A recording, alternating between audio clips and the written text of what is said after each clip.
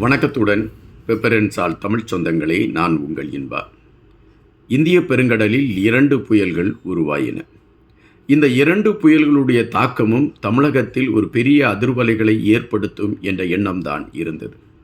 அதனால்தான் தமிழகத்தில் இருக்கக்கூடிய அரசு அதிகாரிகள், அரசு சார்ந்தவர்கள் அனைவருமே இந்த புயல் விழிப்புணர்வை மையப்படுத்திய செய்திகளை மக்களிடம் கொண்டு சென்று கொண்டிருந்தார்கள். ஆனால் இந்த 2 புயல்களும் தமிழகத்தை தாக்காமல் வேறு தளத்தை எடுத்துவிட்டது. தமிழகம் தப்பித்து விட்டது. இலங்கை ஒரு புயலில் சிக்கிக்கொண்டது. அதுபோல சுமத்ரா தீவு, இந்தோனேஷியா போன்ற நாடுகள் இன்னொரு புயலில் சிக்கிக்கொண்டது.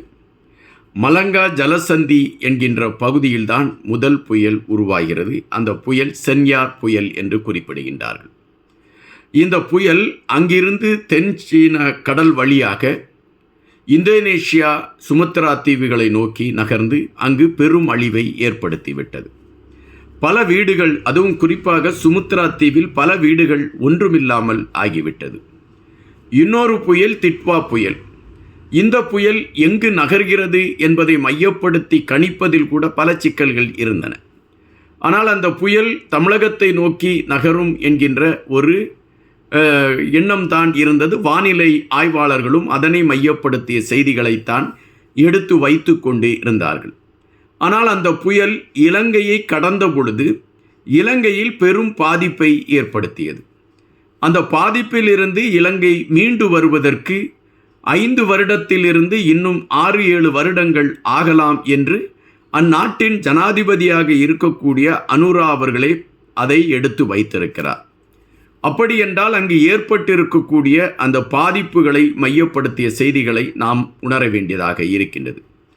தற்பொழுது வந்திருக்கக்கூடிய செய்தி, அதாவது இலங்கையின் அந்த வானிலை அறிவிப்பை செய்யக்கூடிய அந்த அறிவிப்பாளர்கள் எடுத்து வைத்திருக்கக்கூடிய செய்தி என்னவென்றால், மீண்டும் மழை பெய்வதற்கான ஒரு சூழல் இலங்கையில் இருக்கிறது என்று எடுத்து வைக்கிறார்கள். இந்த மழை பரவலாக பல மாநிலங்களில் இந்த மழை பெய்யும் என்றும், சில மாநிலங்களில் மிகப்பெரிய கனமழையாக இவைகள் இருக்கும் என்ற கருத்து எடுத்து வைக்கப்படுகிறது. அப்படியென்றால் மீண்டும் இலங்கை ஒரு அச்சுறுத்தலுக்கு தள்ளப்படுகிறதா என்கின்ற கேள்வி எழும்புகின்றன. அரசை பொறுத்த மட்டில் இந்த விடயத்தில் நாங்கள் மிக தெளிவாக இருக்கிறோம். எப்படி மக்களை காப்பாற்றுவது, அதற்கான நிவாரணங்களுக்கான களங்களை எப்படி எடுப்பது என்கின்ற விடயத்தில் நாங்கள் மிக தெளிவாக இருக்கிறோம் என்று அவர்கள் அறிவித்திருக்கிறார்கள்.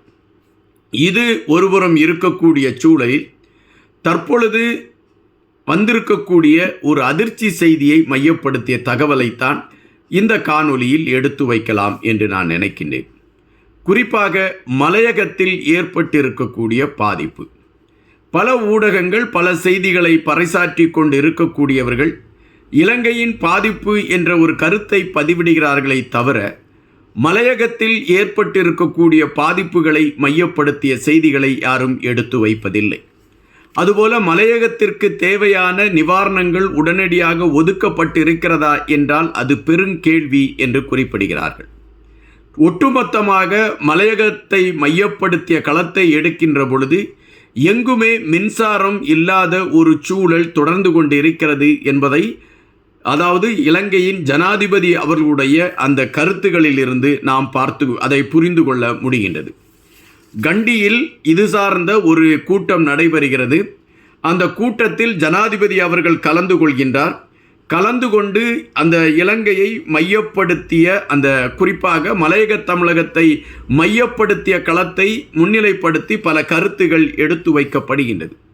தற்பொழுது நாங்கள் எடுத்திருக்கக்கூடிய நிவாரணங்கள் தற்காலிக நிவாரணங்களாகத்தான் இருக்கின்றன. இந்த நிவாரணங்கள் நாங்கள் டிசம்பர் 31க்குள் இந்த தற்காலிக நிவாரணங்கள் முடித்து மக்களுக்கு, அதாவது அத்தியாவசியமான விடயங்களை நிறைவேற்றுவதற்கான ஒரு களமாக இது இருக்கும் என்று மட்டும் குறிப்பிடுகிறார்கள். ஆனால் மக்கள் இன்னும் பெரும் பாதிப்புகளில் இருக்கிறார்கள். அது ஒட்டுமொத்தமாக அவர்களுடைய பாதிப்புகளில் இருந்து அவர்களை மீட்டெடுப்பதற்கான ஒரு களத்தை எடுக்க வேண்டுமென்றால் அது சுமார் 5 வருடங்கள் ஆகும் என்று குறிப்பிடுகின்றார்கள். இதில் நாங்கள் எவ்வளவுதான் கருணை தொகைகள் கொடுத்தால் கூட அது மக்களுக்கான ஒரு களமாக அமையும், அல்லது அவர்களுடைய தேவையை நிவர்த்தி செய்யக்கூடிய ஒரு களமாக அமையுமா என்றால் இல்லை என்ற பதிவு இருக்கின்றது. வீதிகள் மற்றும் கட்டடங்கள் அழிந்து போன பல இடங்கள், இவைகளை கட்டி அமைப்பதற்கான களங்களை நாங்கள் முதலில் எடுக்கிறோம். அதுபோல மக்களுக்கு தேவையான மின்சாரம் கிடைப்பதற்கான சூழலை உருவாக்கி கொண்டிருக்கின்றோம். பல இடங்களில் மின்சாரங்கள் கொண்டு செல்ல முடியாத ஒரு நிலைமை நீடிக்கிறது. அவர்களுக்கு எப்படி மின்சாரத்தை கொண்டு செல்வது என்கின்ற தேடலை நாங்கள் எடுக்க வேண்டிய ஒரு நிலைப்பாட்டில் இருக்கிறோம் என்று அறிவித்திருக்கிறார்கள். அப்படி என்றால் ஒரு சராசரியாக மக்களுக்கு தேவையான விடயங்களை கொண்டு செல்வதிலே அரசு திணறிக்கொண்டு இருக்கிறது என்பதைத்தான் ஜனாதிபதி அவர்களுடைய அந்த வார்த்தைகள் மூலம் நாம் இப்பொழுது புரிய முடிகிறது. அதுபோல நீர் 3 நாட்களுக்கு ஒரு முறை விநியோகிக்கப்படும் என்று அறிவித்திருக்கிறார்கள். நீர் தினசரியும் கிடைப்பதற்கான ஏற்பாடுகளாக அங்கங்கே தொட்டிகள் வைத்து அதிலே நீர் நிரப்புவதற்கான ஒரு களம் எடுக்கப்பட்டு கொண்டு இருக்கிறது என்றும், பெரும்பாலான இடங்களில் 3 நாளைக்கு ஒரு முறை நீர் கிடைப்பதற்கான ஏற்பாடுகள் செய்யப்படும் என்று அறிவித்திருக்கிறார்கள். அதற்கான முயற்சிகள் எடுக்கப்பட்டிருக்கிறது என்றும், அரசு அதிகாரிகளிடம் இது குறித்து பேசப்பட்டு கொண்டிருக்கிறதும் என்ற செய்திகள் வருகின்றன. அதுபோல விளைநிலங்கள், பெரும்பாலான இடங்களில் விளைநிலங்கள் ஒட்டுமொத்தமாக அழிந்து விட்டது. அதைகளை புனரமைப்பதும் மீண்டும் அந்த விளைச்சலுக்கான களங்களை எடுப்பதும் என்பதும் மிக பெரிய சிக்கலாக இருக்கிறது.